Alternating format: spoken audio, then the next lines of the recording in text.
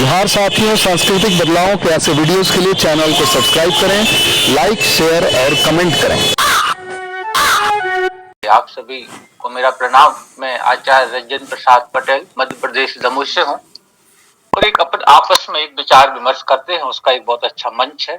और सबसे आज का जो मुझे प्रारंभ हमें कहाँ से करना है कि आज शायद सभी को ज्ञात होगा कि हमारी जो क्रांतिकारी ज्योतिबा फुले जी, उनकी आज पुण्यतिथि है। तो क्यों ना हम उनको सबसे पहले प्रणाम करें, क्योंकि उन्होंने महिला जी बिल्कुल आज उनकी पुण्यतिथि है। उनके लिए सर्वप्रथम प्रणाम। और अभी अपने ग्रुप में भी अभी एक शिक्षिका थी और अच्छा लगा कि वो कॉपी भी चेक कर रही थी। और क्रांति, एक क्रांति ही है, उन्होंने क्रांति जगाई थी और समय समय पर क्रांति होती रहती है। जब से मनुष्य पैदा हुआ है क्रांति तो क्रम चलते ही रहता है। क्रांति मतलब वो हमारे वायु में भी कहा है वैसे रिवोल्यूशन, वो परिवर्तन होता रहता है। तो मैं जहां तक समझता हूँ इतिहास को अपन जब पढ़ते हैं तो समय समय पे सुधार होते हैं, वो सुधारवाद में समस्या बन जाते हैं, फिर समस्या में सुधार, समस्या में सुधार, सुधार समस्या, ये एक मानव का क्रम होता है और ऐसी पीढ़ी दर पीढ़ी मानव का जीवन चलता रहता है। तो हम सब जो अभी मिले विचार विमर्श जिस विषय पे कर रहे हैं उसका विषय है संस्कार और पुरोहित।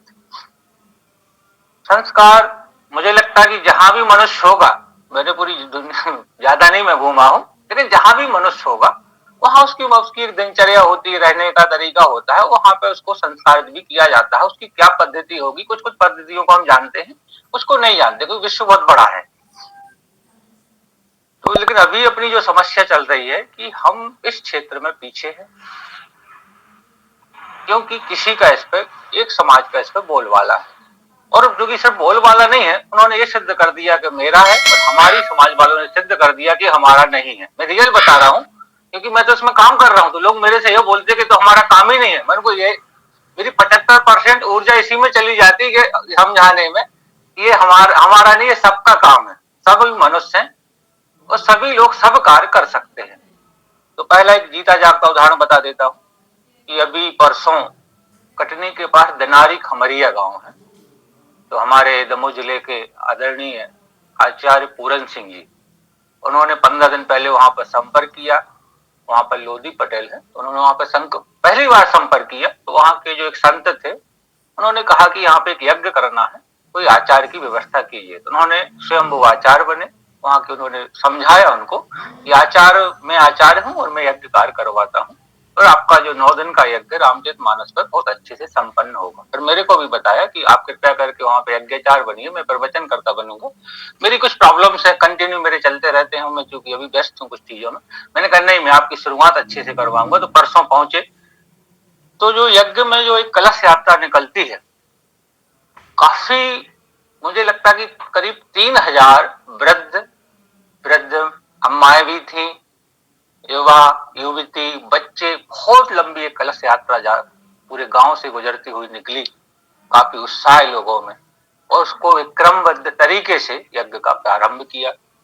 कुछ वहां को जो एक सामाजिक दिक्कतें आती, उन्होंने बताया मेरे को कि यहाँ पर 150 ब्राह्मण हैं। उन्होंने काफी विरोध किया कि बिना ब्राह्मण के यज्ञ नहीं होता है, लेकिन यज्ञ हो रहा है। लेकिन अब चूंकि समझदार सब है, उन्होंने समझदारी का परिचय एक अच्छा दिया, जो भी मैं बता दूं कि बाकायदा 150 ब्राह्मण परिवार है, उन्होंने चंदा दिया, इसके लिए आए नहीं। उनको बुलाया कि आप आइए, एज यज्ञ करने के लिए आइए, लेकिन हमारे यहाँ व्यवस्था है यज्ञाचार की, वो करेंगे। बहुत अच्छा कार्यक्रम हुआ, उत्साह है। और कल की जो मेरी शाम को मेरी पुनः आचार्य पूरन सिंह जी से बात हुई, उन्होंने बताया कि बहुत अच्छे से प्रातः यज्ञ हुआ, आज भी होगा और 9 दिन चलता रहेगा। तो एक उदाहरण है जो हमारे जबलपुर, दमोह और सब जगह हमारी इस महाकौशल और बुंदेलखंड में जो प्रारंभ हुआ है यज्ञाचार के रूप में, हम लोगों की भूमिका जो भूमिका रही, बहुत अच्छी रही। और बेल बिगन हाफ डन जो बोलते हैं, बहुत अच्छी शुरुआत है और आशा है कि ये निरंतर बढ़ेगा, क्योंकि अभी तो 1 हुआ है, बोलते ना 1 के बाद 11 और 11 के बाद 111, ऐसा क्रमशः संख्या बढ़ती जाती है। अब प्रश्न यह आता है कि हमारा बार बार शब्द एक ही आता होगा, ग्रुप में आप लोग देते होंगे, संस्कार पुरोहित, संस्कार पुरोहित, ये शब्द बार बार घूमता रहता है। इसी के इर्द गिर्द सभी आपको मैसेज मिलेंगे। तो संस्कार की क्या आवश्यकता है मनुष्य को, कि नहीं है। कहने का मतलब संस्कार वो चीज है कि जिस परिवार में, जिस परिवेश में व्यक्ति का जन्म होता है, उसको जो सीखने को मिलता है वो सीख जाता है। तो ये है संस्कार का महत्व। तो संस्कार को जो अभी तक जो विचार आए हैं, तो संस्कार का मतलब होता है कि व्यक्ति को, सेक्रेमेंट भी एक वर्ड आया है, उसके लिए सुधार भी आया है, या जो जिस स्थिति में उसको हम रिफाइंड कैसे, रिफाइंड भी वर्ड आता है, रिफाइंड करना भी। तो रिफाइंड तो हमारा प्रोडक्ट में होता है, लेकिन मनुष्य को भी हम रिफाइन करते हैं। तो हमारे यहाँ करीब 16 संस्कारों का वर्णन है। तो 16 संस्कार में पहला संस्कार क्या आता है उसको मैं क्रम से समझा देता हूं और उनके महत्व भी बताता हूं। पहला जो संस्कार आता है वो आता है गर्भाधान संस्कार। अब कुछ लोगों का तो मानना है कि गर्भाधान संस्कार का कोई महत्व नहीं होता है। उसके बाद दूसरा आता है पुंसवन संस्कार आता है, जो कि गर्भाधान के 3 महीने बाद होता है। तो मेरे, चूंकि मैं ट्रेनर भी हूं, मैं ज्योतिष वास्तु की ट्रेनिंग देता हूं, और ईश्वर कृपा से मेरे जो स्टूडेंट हैं, ये भी मेरे ये सौभाग्य है कि मेरे जो स्टूडेंट अभी पिछले बैच में जो रहे हैं, वो बिलासपुर की गायनेकोलॉजिस्ट हैं, डॉक्टर गौरी देशकर जी, जिनका स्वयं पर डे मुझे लगता है 2-3 ऑपरेशन तो करती होंगी और बहुत सारी महिलाओं को देखती हैं। उनसे भी मैंने चर्चा की कि गर्भाधान संस्कार का क्या आपके मेडिकल साइंस से क्या लेना देना है। लेकिन मेडिकल साइंस में कहीं भी वर्णन नहीं है, लेकिन गर्भाधान संस्कार का मतलब होता है कि पति पत्नी का गर्भ के लिए तैयार होना, मेंटल और फिजिकल के लिए। तो वही एक गर्भाधान संस्कार का उद्देश्य होता है। दूसरा होता है पुंसवन संस्कार। पुंसवन का मतलब होता है जो बच्चा 3 महीने का, 2 या 3 महीने का हो चुका है माँ के गर्भ में, उसका एक डेवलपमेंट, स्वस्थ बच्चा कैसे हो। तो पहले साइंस भी इस चीज को नहीं मानती थी, लेकिन अब साइंस मानने लगी है, और मेडिकल साइंस में जो डॉक्टर्स होते हैं, जो महिला विशेषज्ञ होती हैं, वो बाकायदा उन महिलाओं को समझाती हैं जिनके बच्चे में गर्भ में बच्चा है, कि कृपया करके आपको 9 महीने तक प्रयास करना है कि आप प्रसन्न चित्त रहें, सकारात्मक चीजों, सकारात्मक अध्ययन करें और सकारात्मक विचारों पर ध्यान दें, नकारात्मक से बचें। तो गर्भाधान संस्कार को होता तो होगा 2 मिनट, 10 मिनट, अलग पद्धति हो सकती है, लेकिन उसका उद्देश्य सिर्फ 5 मिनट, 10 मिनट का नहीं होता है। उसका उद्देश्य 9 महीने का होता है कि हमारा हम लोग प्रयास करें, उसको पॉजिटिविटी देने का प्रयास करें, और जो माँ है वो भी प्रयास करे कि वो स्वस्थ रहे। जब स्वस्थ रहेगी, क्योंकि हम साइंस की दृष्टि से देखें तो 9 महीने तक तो वो उस माँ का एक पार्ट होता है, बाद में एक स्वतंत्र जीव बनता है वो, बट 9 महीने तक वो एक पार्ट ही होता है। तो गर्भाधान संस्कार जो किए जाते हैं, जो परंपरागत है, उसमें सकारात्मक चीजों को ही बताया जाता है। और आयुर्वेदिक में, जो कि मैं आयुर्वेदिक नहीं पढ़ा हूँ, आदरणीय डॉक्टर हेमंत कौशिक जी हैं, वो इसके स्पेशलिस्ट हैं। स्पेशलिस्ट क्या, तो रिटायरमेंट में होंगे तो काफी अनुभव भी होगा। एक किताबी ज्ञान होता है, एक जिंदगी का अनुभव होता है। तो आयुर्वेद में निश्चित रूप से इसका वर्णन होगा, और कभी आपका भी हम लोगों को मार्गदर्शन मिलेगा। तो मुझे आयुर्वेद ने भी इस पर मार्गदर्शन दिया हुआ है, कैसा खान पान, रहन सहन, दिनचर्या, रात्रिचर्या, सब पे। तो कहने का मतलब, क्योंकि मनुष्य का उद्देश्य क्या है, मनुष्य का सिर्फ एक मुख्य उद्देश्य होता है कि वो जीवन भर स्वस्थ रहे, संपन्न रहे और समाज में नाम रहे। तो जब स्वस्थ बच्चा पैदा होगा तो ये सब चीजें होगी, तो गर्भाधान संस्कार होता है। इसके बाद और भी चलता है, एक सीमांतोन्नयन संस्कार भी होता है। तो इसका भी वही उद्देश्य होता है कि बच्चा जो 3 महीने के बाद 6 महीने, 8 महीने का, तो वो क्रमशः उसकी जो प्रोग्रेस हो वो स्वस्थ ही रहे। एक जात कर्म भी होता है, नाल छेदन होता है, क्योंकि पहले की बात है ये, उस समय जब हॉस्पिटल में जन्म नहीं होते थे, तो देखिए उस समय जब नहीं होते थे तो गांव में कुछ लोग स्पेशलिस्ट, वो उस समय के डॉक्टर होते होंगे, जो भी है, दाई होती थी, उस समय उनको संस्कार बताए जाते थे। नामकरण भी होता है, निष्क्रमण भी होता है, ऐसे बहुत सारे संस्कार। अन्नप्राशन भी होता है। अन्नप्राशन मतलब पहली बार बच्चे को दूध भोजन कब दिया जाए। तो इस पे भी हमारे जो बुजुर्ग रहते थे, जो परंपरा रहती, उसमें बात, उनको जितना ज्ञान था उस आधार पर उनको उनका एक प्रयास रहता था कि क्योंकि बच्चा जो है माँ के दूध पर निर्भर है, पहली बार उसे अन्न किस समय, किस विधि से दिया जाए। क्योंकि जिन लोगों ने व्रत किए हों, एक दिन का भी किया हो, यदि अचानक भोजन खाए लिया जाए तो डगमगा जाती है बॉडी। और 9 दिन वालों को तो पता ही होगा कि जो भोजन मनुष्य का जीवन है, वह भोजन विष बन जाता है। आदरणीय हेमंत जी डॉक्टर साहब समझ गए होंगे, और जिनने व्रत किया होगा वो भी समझ गया। भोजन तो क्या है, भोजन तो मनुष्य का क्या है, जीवन।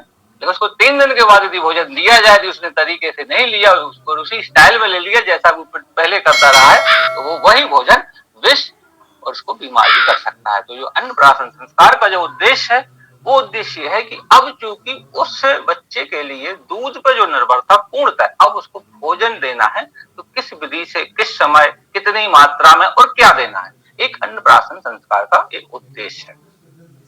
एक मुंडन संस्कार भी होता है।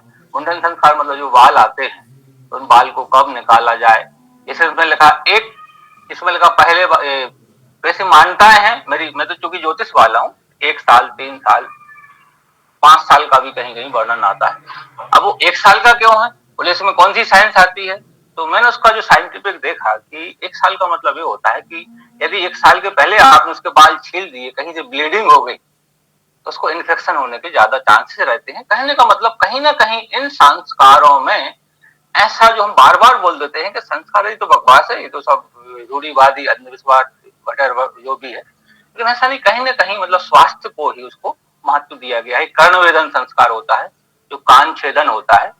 तो कर्ण छेदन की मैं आपको बात बता देता हूँ कि ये तो कर्ण छेदन संस्कार करने वालों को भी महत्व पता नहीं होगा कि इसका क्या होता है, लेकिन मुझे पता है। अब वो मुझे क्यों पता है उसका मैं कारण बता देता हूँ। मैं 99 का दमोह जिले का प्रथम एक्यूप्रेशरिस्ट हूँ। फर्स्ट दिसंबर 98, वो दिन में आपको याद दिला देता हूँ। 1 दिसंबर 98 बंगाल ताज होटल इंटरनेशनल कॉन्फ्रेंस में मुझे गोल्ड मेडल मिला था एक्यूप्रेशर में, जिसमें पूरे विश्व के अल्टरनेटिव मेडिसिन के स्पेशलिस्ट आए हुए थे। आज भी मेरे पास फोटो है, कभी मैं भेजूंगा। तो ये मैं बताना चाहता हूँ कि एक्यूप्रेशर में जो पॉइंट्स होते हैं पूरी बॉडी में, तो शायद ये टेक्नोलॉजी अलग अलग देशों की टेक्नोलॉजी है। चाइना जिसमें 5000 साल से एक्यूपंक्चर चल रहा है, जापान, अमेरिकन, और हमारे आयुर्वेद में भी कुछ मर्म छेदन बिंदु है, वो भी एक्यूपंक्चर की है एक ब्रांच है, और उस पर पहले से काम होता आ रहा था, होता हो भी रहा है, ये मुझे मालूम है। तो उसमें से एक कर्ण जो कान है हमारा, इसको जब ध्यान से देखा जिसने भी देखा होगा, तो उसने देखा कि पूरा जो गर्भ जो बच्चा होता है ना, गर्भ में बच्चा आपने देखा होगा, चित्र में तो देखा ही होगा। तो जो गर्भ का जो बच्चा होता है वो कान जैसा होता है। तो ये बिल्कुल ये प्रैक्टिकल है, मैं नहीं करता हूँ, मेरे कुछ फ्रेंड्स हैं ऑल ओवर द इंडिया, वो कान पे ही काम करते हैं, कहीं भी पॉइंट लगा के व्यक्ति की बॉडी के किसी भी पार्ट को ठीक कर देते हैं, पॉइंट लगाते, पंचर भी करते हैं। मेरा बालक तो 5 साल का कोर्स करके आ रहा है इसी का। तो कहने का मतलब जो कर्ण छेदन को हम जो बोल देते हैं कि अरे ये कुछ नहीं है, ये सब रूढ़िवादी अंधविश्वास है, तो ऐसा नहीं है, बल्कि ये हमारी कमी है कि सिर्फ हमें कान के एक बिंदु का मालूम है कि सिर्फ यहाँ छेदा जाता है। पहले 3 छेदते थे शायद, यदि बुजुर्ग हो 1 2 और 3, मेरा कान यदि 1 2 और 3, तो कर्ण छेदन में यदि आप यहाँ छेदते हैं तो स्पाइन ठीक रहती है, यहाँ पर सर्वाइकल ठीक रहती है, और यहाँ जो छेदते हैं यहाँ पर ब्रेन का पॉइंट होता है। तो मुझे लगता है परंपरा में यहीं पे छेदन मोस्टली होता था। यहाँ पर महिलाएं तो आज भी छेदवाती हैं।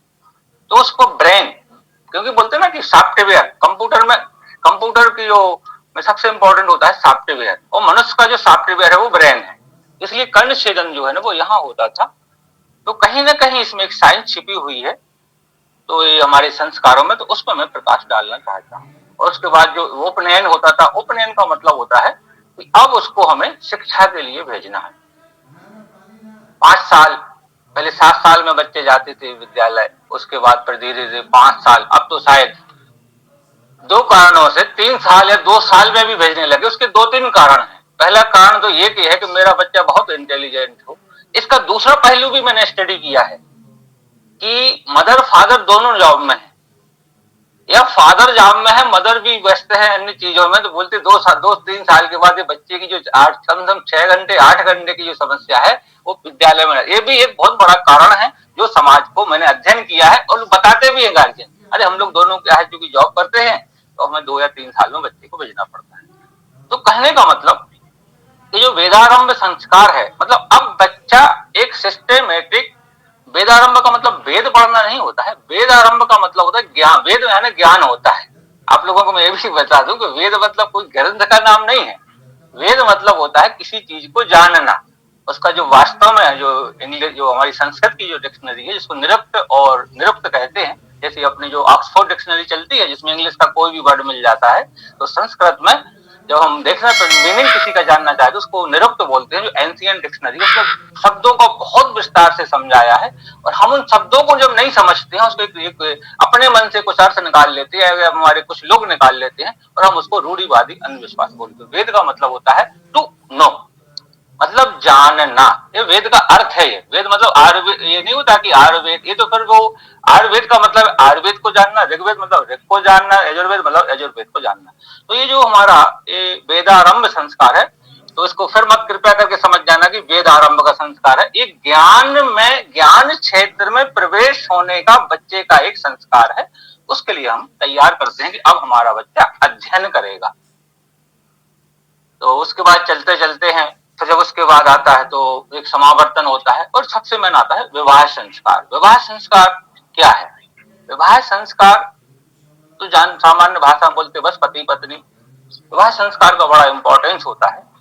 एक युवा है, एक युवती है, दोनों अलग अलग परिवार से हैं, अलग अलग परिवेश से हैं, अलग अलग, हो सकता है कि अलग अलग स्टेट से हो, और हो सकता है कि अलग अलग धर्म से भी हो। ये भी एक समस्या आती है आजकल, तो अलग अलग देश से भी हो सकते हैं। तो उसके लिए उन दोनों को एक करने का जो प्रयास किया जाता है वह आता है विवाह संस्कार। अब वो दोनों को आप एक साथ जोड़ दीजिए, एक साथ बैठाल के अब आप दोनों पति पत्नी हो गए, मुझे नहीं लगता कि उसमें बहुत ज्यादा सफलता के चांसेस रहते हैं। इसलिए उस संस्कार में दोनों परिवारों के मित्र, दोनों परिवारों के रिश्तेदार आते हैं एक साथ, उनके वो साक्षी भी बनते हैं, और उनमें जो स्पेशलिस्ट होते हैं, जिसे हमने पुरोहित का नाम दिया हुआ है, वो पुरोहित उनको समझाता है। तो अब आप लोग समझ रहे होंगे कि ये सब क्यों समझाया जाता है।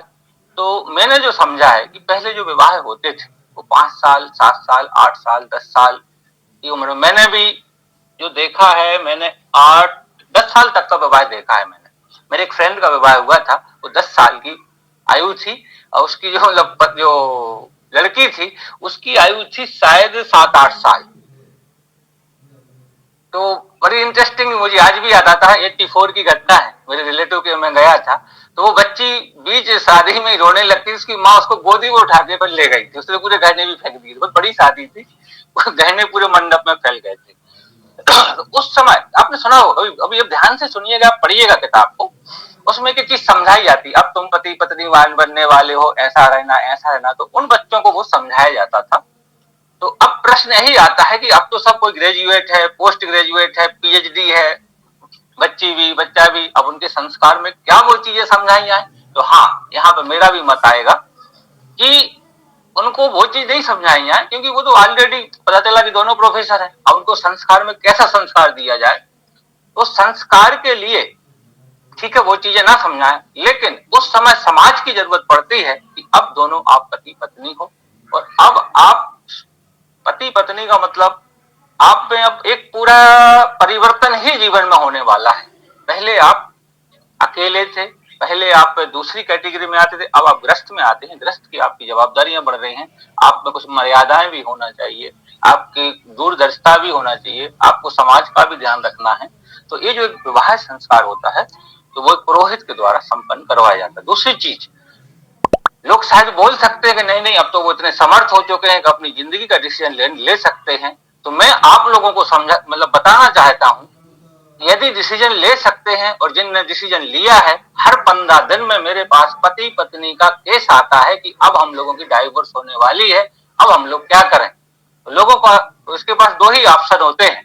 पहला ऑप्शन क्या होता है, सीधे कोर्ट चलिए, और कोर्ट में केस गया डाइवोर्स का, फिर वो डाइवोर्स नहीं बचती है, ये तय है। दोनों लोग एक ही सलाह देते हैं कि नहीं, इसका डाइवोर्स ही समाधान है, दूर दूर रहिए। तो ईश्वर कृपा से अभी तक मेरे पास मोर देन 100 डाइवोर्स केस बचे हैं। आप लोग बोल रहे हैं ज्योतिष की ये तारीफ कर रहे हैं, नहीं, ज्योतिष का भी इसमें योगदान रहा है, लेकिन वहां पर एक जो काउंसलिंग का बहुत बड़ा योगदान होता है। उनको दोनों को मैंने काउंसलिंग की, उनको समझाया। तो इसका मतलब है कि व्यक्ति को विवाह संस्कार के समय भी काउंसलिंग चाहिए है, भले वो कितने ही पढ़े लिखे हों, लेकिन ये जो चीज होती है, ये विवाह वाला जो है बहुत इंपॉर्टेंट, इसमें बहुत समझाना पड़ता है, वो कहलाता है विवाह संस्कार, ताकि आप लोग आने वाले समय में बहुत से उतार चढ़ाव आते हैं। मेरे पास आईएएस के भी केस आए हुए हैं, मेरे पास एमबीबीएस के केस आए हुए हैं, मेरे पास जज के केस आए हुए हैं। जो जज हैं दूसरों का फैसला करते हैं कि डाइवोर्स कब होना चाहिए, लेकिन वो हमारे पास आए कि मेरी डाइवोर्स होने वाली है।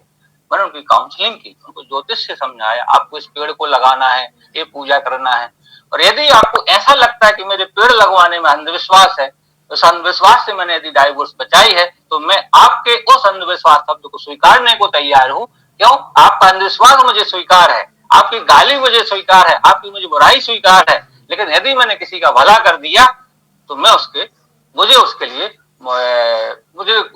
मैंने एक मानव का, एक समाज का कार्य किया। ये विवाह संस्कार का इतना कम महत्व नहीं है। बीच में एक बार मैं लेक्चर में सुन रहा था कि विवाह संस्कार 5 मिनट में होना चाहिए, तो मैं आपसे यह बोलना चाहता हूं कि आपने अध्ययन कितने दिन में किया।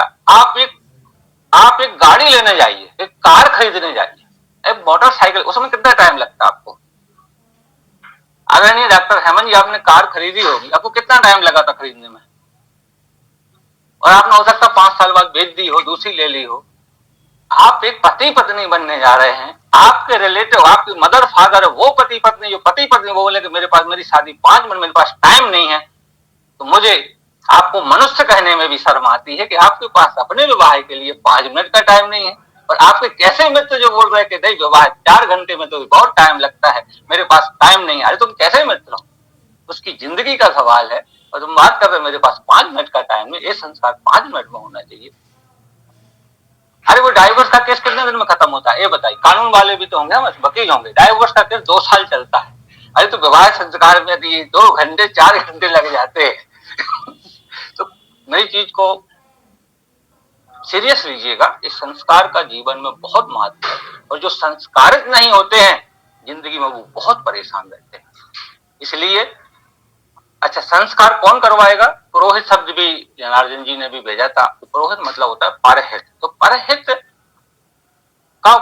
पुरोहित का काम ही है, परहित मतलब उसको काउंसलिंग करना, उसको समझाना। और ऐसा नहीं है कि हाँ, तो इस प्रकार से हम ये अपना होगा विवाह संस्कार, और इस पर हमें ध्यान देने की जरूरत है, और बिल्कुल शॉर्टकट करने की जरूरत नहीं है। मैं पूजा करता हूँ, मैं स्पष्ट बोलता हूँ कि मेरी पूजा 3 घंटे चलेगी, और कृपया करके पूजा में किसी भी रिलेटिव को ना बुलाया जाए। आपको जो भोजन पानी करना वो 1 घंटे बाद बुलाया जाए, और मैं जब तक पूजा करूंगा किसी को ना तो मैं फोन उठाऊंगा ना आप फोन उठाएंगे।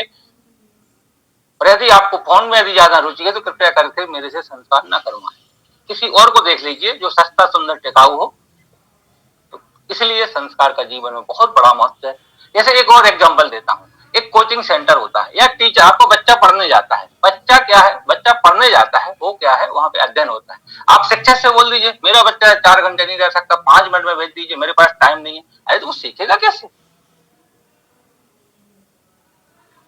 तो इस प्रकार से हमें संस्कारों को सीरियस लेना चाहिए। प्रश्न ये नहीं है कि आप किस विधि से करवाते, प्रश्न ये नहीं कि आप हिंदी में करवाते, प्रश्न ये नहीं कि आप बौद्ध से करवाते, प्रश्न ये नहीं कि आप पाली में करवाते, प्रश्न ये नहीं कि अंग्रेजी में करवाते। प्रश्न ये है कि आपको तरीके से करवाना चाहिए। मतलब वही होता है कि जब हम कोई, जैसे अपन ये होता है लैपटॉप, वहां पर कोई नया वर्जन आता है, अभी 2003 एमएस, 2007 एमएस, 2010 वर्जन आता है, तो वो वही वर्जन मतलब वो संस्कार ही है।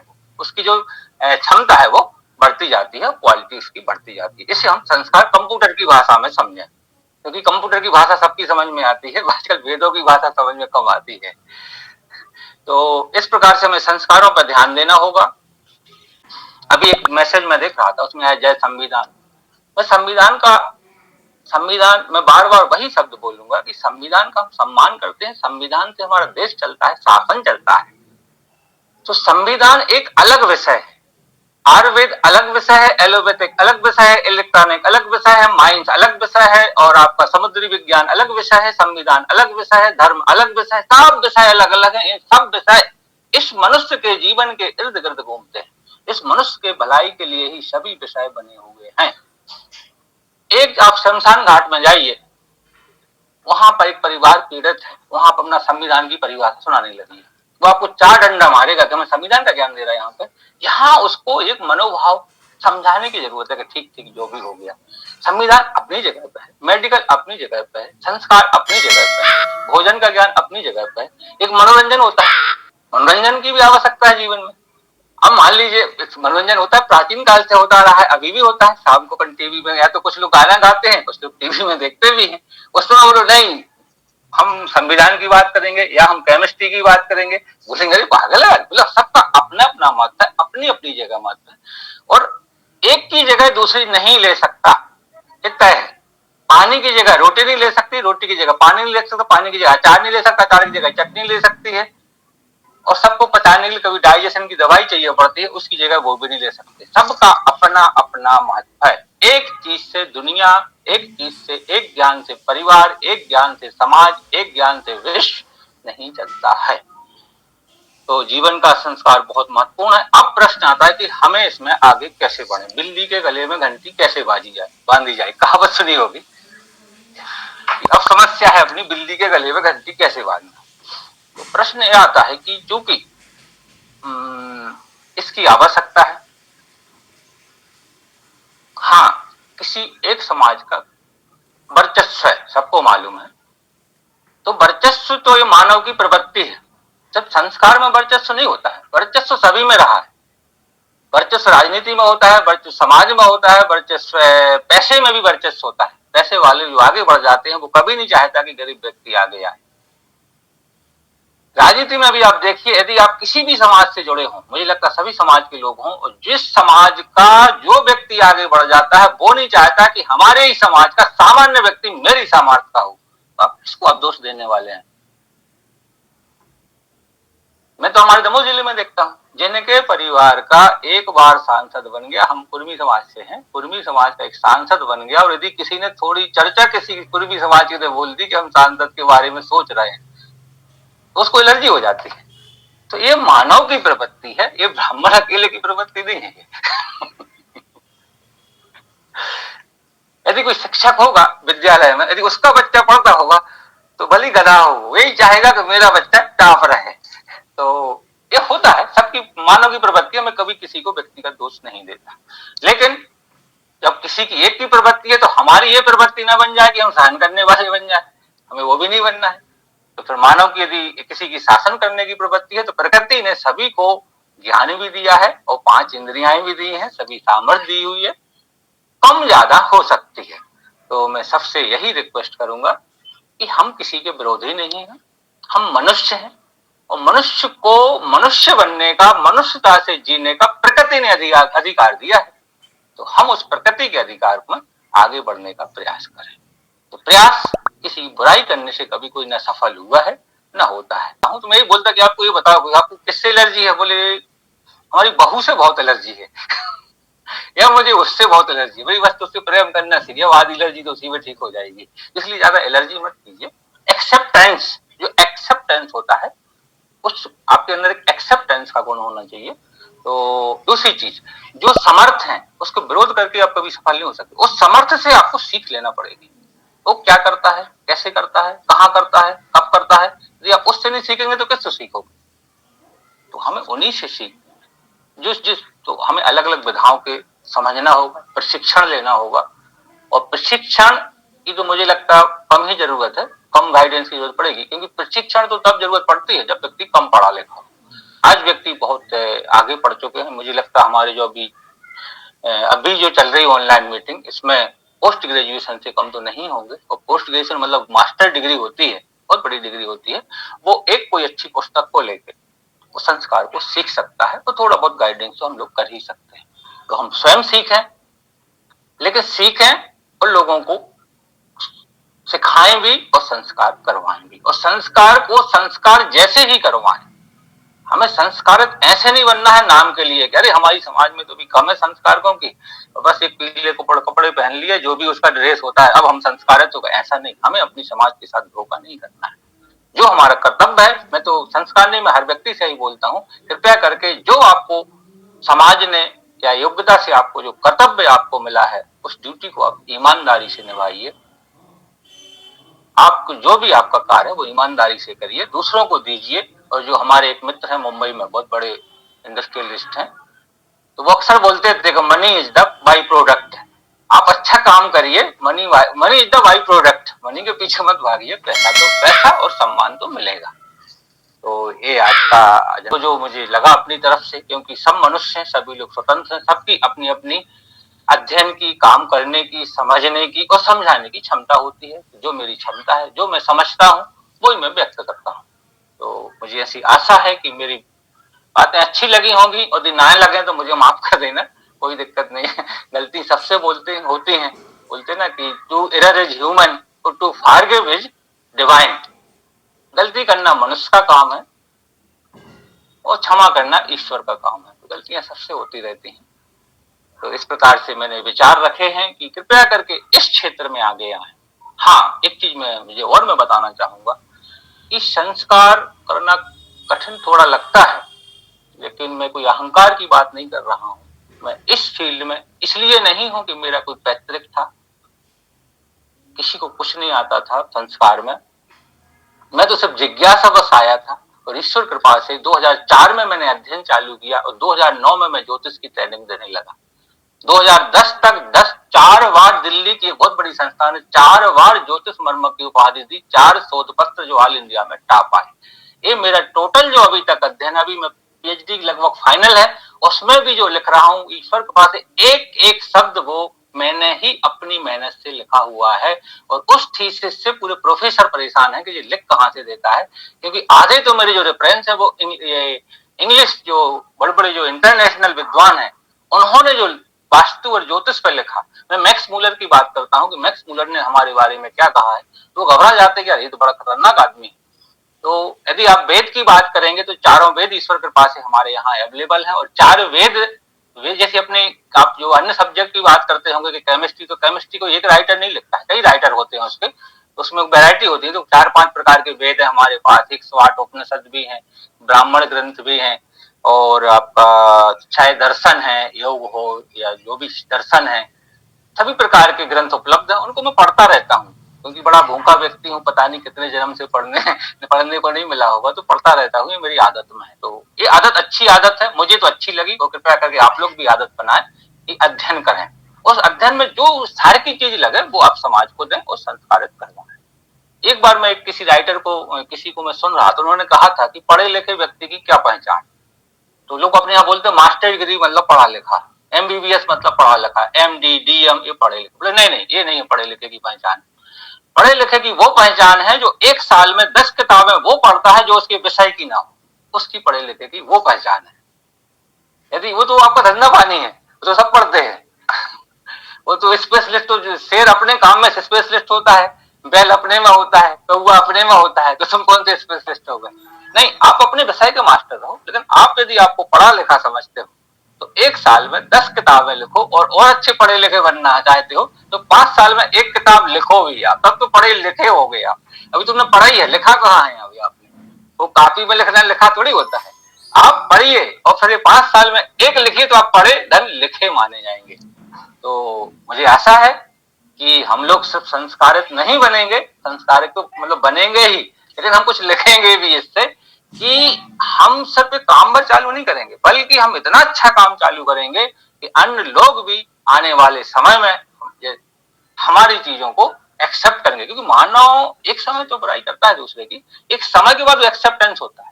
दूसरी चीज मैं अक्सर बोलता हूँ, कृपया करके इसमें मत फंसे, कौन निवासी, कहाँ का निवासी। अच्छा, अमेरिका का निवासी कौन है?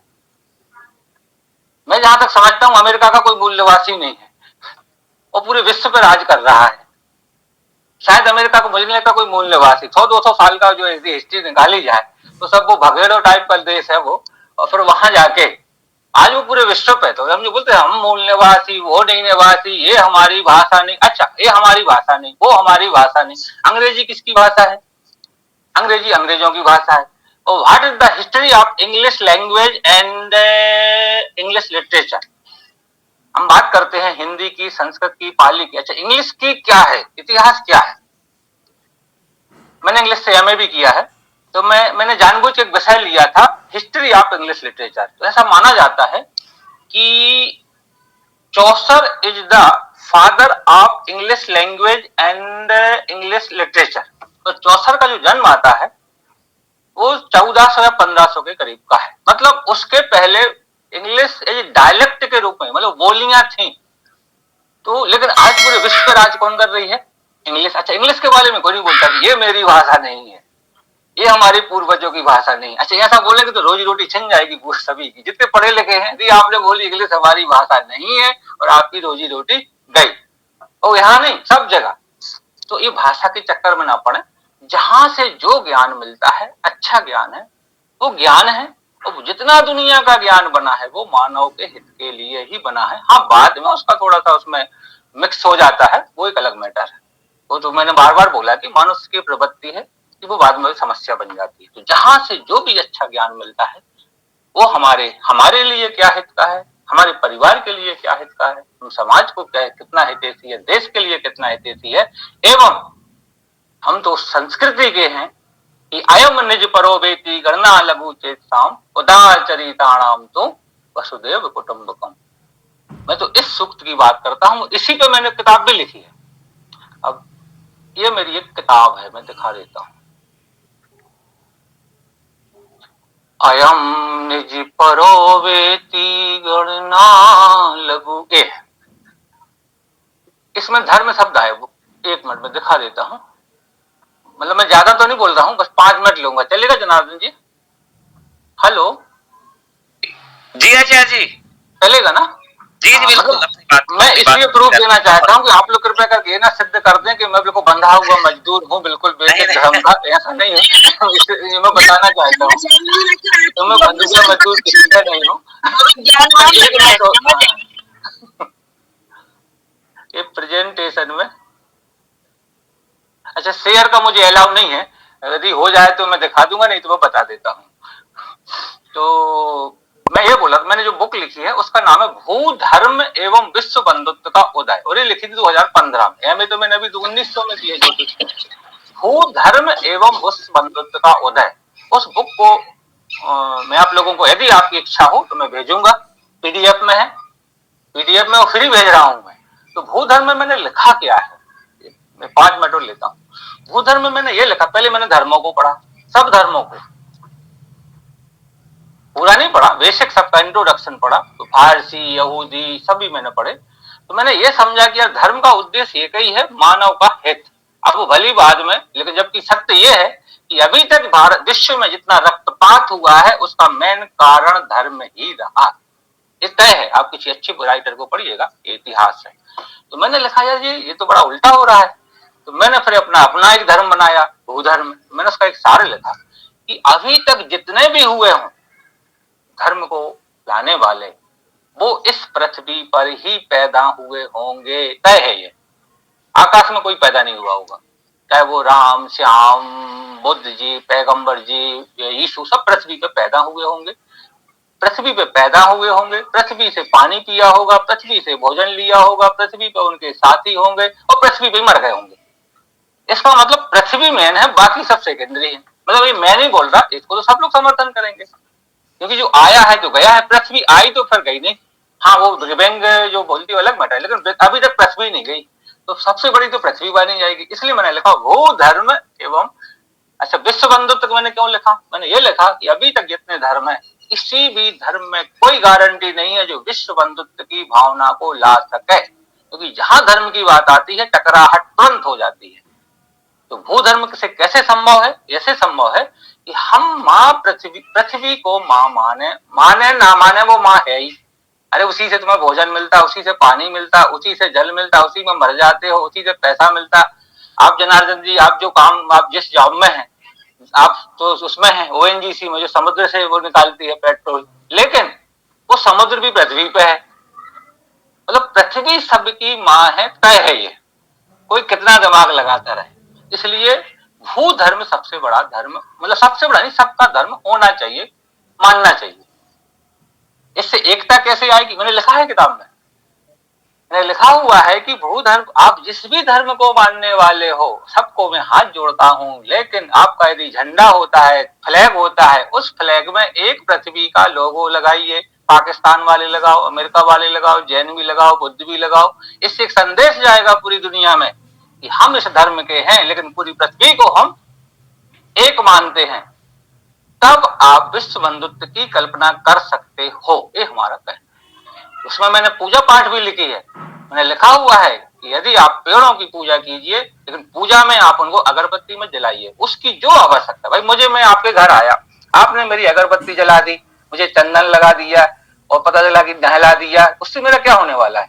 नहीं, आप मेरे से पूछिए मेरी जरूरत क्या है, भोजन करवाइए। हो सकता है सर्दी हो गई तो विक्स की व्यवस्था, तब तो मुझे अच्छा लगे, तभी मैं आपको वरदान दे पाऊंगा। वरदान मतलब कुछ मदद कर पाऊंगा। तो मैंने उसमें लिखा हुआ है कि पेड़ों को आप ईश्वर मानिए। ईश्वर मतलब होता है जो आपको पालन करने में, तो पेड़ ही तो पालन करते हैं। तो उनको आप, जैसे मेरे पास लोग आते बोले शनि के लिए जो पीपल को कौन से लोटे से जल देना है, यानी पीपल की साइज क्या है? बोले पीपल है 50 साल पुराना। मैंने तांबे के ना लोटे, ना तांबे का लोटा चाहिए ना सोने का, हमने प्लास्टिक की बाल्टी लो 20 लीटर की, और उससे 5 बाल्टी पानी देना है प्लास्टिक से। अरे मतलब 50 साल का पेड़ है, 1 लोटा पानी से उसका क्या होने वाला है? तो ये हमारे उपाय है। और लोग उसको बढ़िया बाल्टी से देते हैं और लोग टोकते हैं तो बाल्टी से जल दिया। तो देखिए आचार्य जी ने बताया है, वो पीएचडी कर रहे हैं, उनकी बात सही है। तो ये प्रकृति धर्म है। दूसरी चीज मैंने अपनी बुक में लिखा हुआ है कि आप यदि पेड़ों से प्रेम करोगे, हाँ, फिर मैं बार बार कोट करता हूं आदरणीय डॉक्टर हेमंत कौशिक जी को। क्यों कोट करता हूं? क्योंकि आपने आयुर्वेद को पढ़ा है, अनुभव किया है। आयुर्वेद का एक विषय, आयुर्वेद के मैंने जो अध्ययन किया है कि आप जिस पेड़ का पालन पोषण करेंगे उसको, या उसकी पत्ती भी किसी को खिला दो तो वो दवा का काम कर जाती है। गलत तो नहीं मैं बोल रहा? गलत तो नहीं मैं बोल रहा? तो मतलब मैं सही हूँ? मतलब सही बात है। सही बात है ना। मतलब जिस आप जैसे कुत्ते को पालो वो आपकी रक्षा करेगा, है ये। तो ये हमें पेड़ों को एज ए सो वाली वस्तु नहीं मानना चाहिए। उसके प्रति हमारा क्या कर्तव्य है, जानवरों के प्रति भी। अभी मैं आपको दिखा नहीं पा रहा हूँ, मेरी ऑफिस में जो सर्टिफिकेट रखे हैं, 4 दिन से चिड़िया उसके पीछे घोंसला बना रही। अब मैंने ये बना लो मालिक, कोई दिक्कत नहीं। हमारे पूरे सर्टिफिकेट के पीछे कचरा ही कचरा होगा। कोई बात नहीं, हम झाड़ते रहेंगे, अपने अंडा दो, मुझे कोई दिक्कत नहीं। यदि अरे हम उनकी मदद नहीं कर सकते तो यदि उन्हें बना लिया तो मैं क्यों डिस्टर्ब करूं? तो ये हमारा अधिकार, ऐसा हमारा मतलब प्रयास होना चाहिए कि हम सबको मित्रवत व्यवहार करें। यदि भला नहीं कर सकते तो बुरा तो नहीं करें कम से कम। कितनी मतलब लोग मानते हैं, नहीं मानते अपनी जगह, लेकिन मैं तो इस बात को मानता हूं। और अब बात वही घूम के आएंगे, अपन सेंट्रलाइज हो जाएंगे संस्कार के ऊपर।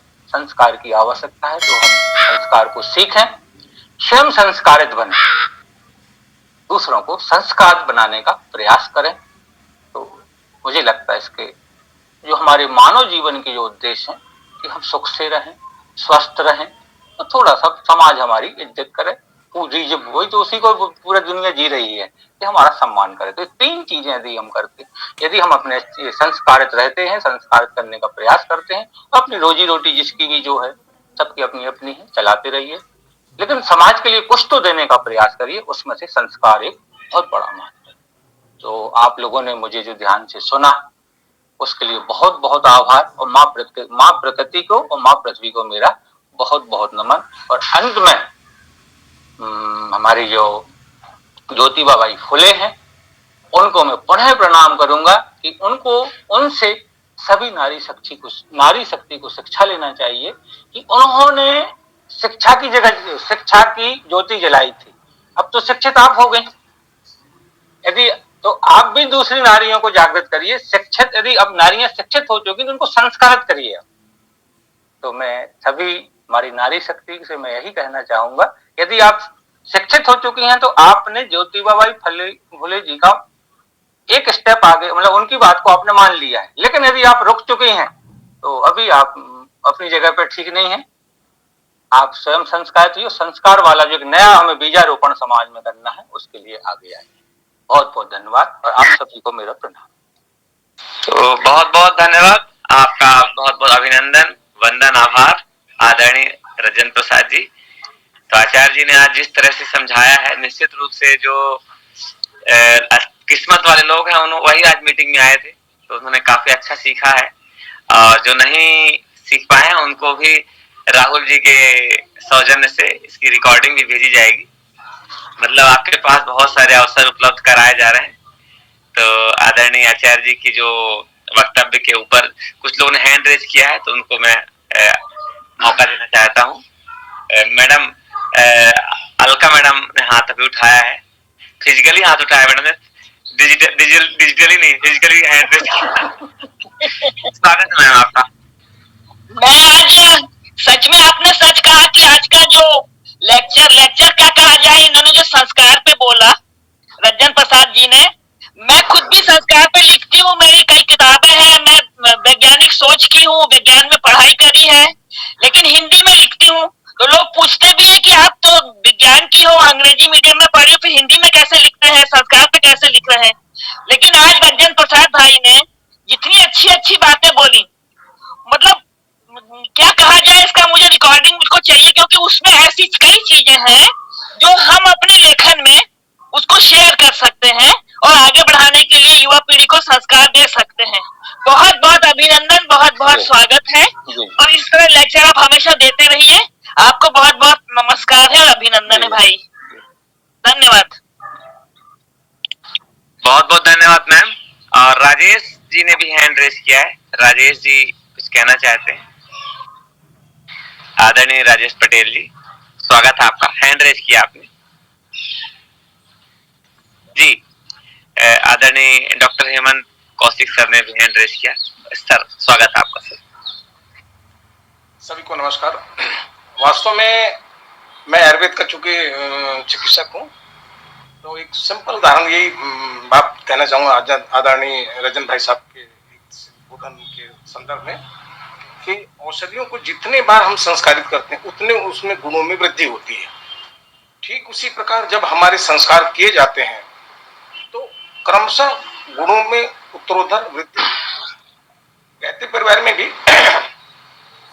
16 संस्कार को गुरुजी ने 6 को प्रासंगिक न समझ करके निकाल दिया और केवल 10 संस्कार का विधिवत एक तरह से दिया जाता है, और 2 नए संस्कार जन्म दिवस और विवाह दिवस को जोड़ करके 12 संस्कार का प्रावधान है। वास्तव में इन संस्कारों के पीछे जो गूढ़ संदेश को जब तक हम नहीं जानेंगे, जानने का प्रयास नहीं करेंगे, जो जानकर उससे पूछे रंजन भाई साहब जैसे लोगों से जो इनके पास ज्ञान है, और जानने का प्रयास नहीं करके केवल ये कह लें कि ये कपोल कल्पित है या अनावश्यक ये गलत बात है, जानने का प्रयास करें। और नहीं जानते कोई बुरी बात नहीं है, जानने का प्रयास नहीं करते गलत बात है। इसलिए हम के उसमें पीछे संदेशों को जाने और उसको जीवन में उतारें बस। और एक बार जब कभी समय मिलेगा, मैं आयुर्वेद की बात रंजन भाई साहब ने बोला, तो 3 सूत्र है मैंने अपने जीवन काल में जो अनुभव किया उसको, 3 सूत्र सम्यक स्वास्थ्य के लिए, 3 स्टेप फॉर कंप्लीट हेल्थ।